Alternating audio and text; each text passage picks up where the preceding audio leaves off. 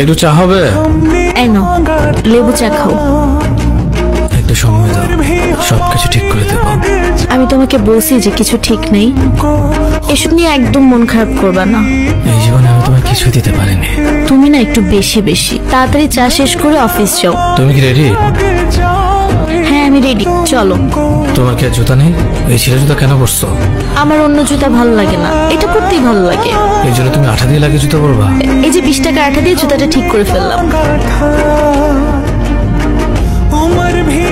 মার্কেটের ভাড়া এখান থেকে 30 টাকা, আর আপনি 50 টাকা চাচ্ছেন। চলো যাই। আরে না না, হয়তো কেন বেশি টাকা দিব? মামা আপনি জানতো। সরি। কি হয়েছে? আমার জন্য তুমি কম্প্রোমাইজ করে শিখে গেছো, অ্যাডজাস্ট করে শিখে গেছো। জুতা ছিঁড়ে গেলে তা আঠা দিয়ে লাগানো শিখে গেছো, ড্রেস ফেটে গেলে তা লুকানো শিখে গেছো। আর কি কি শিখবা তুমি? আমি কিছু করতে পারছি না যেটা তুমি ডিসার্ভ করো। ছেঁড়া জুতা, ফাটা ড্রেস, এসব তোমার জন্য না। তুমি এমন কেন হয়ে যাচ্ছ দিন দিন? আগে তো তুমি আমার সাথে ঝগড়া করতে, এখন তো তাও করো না।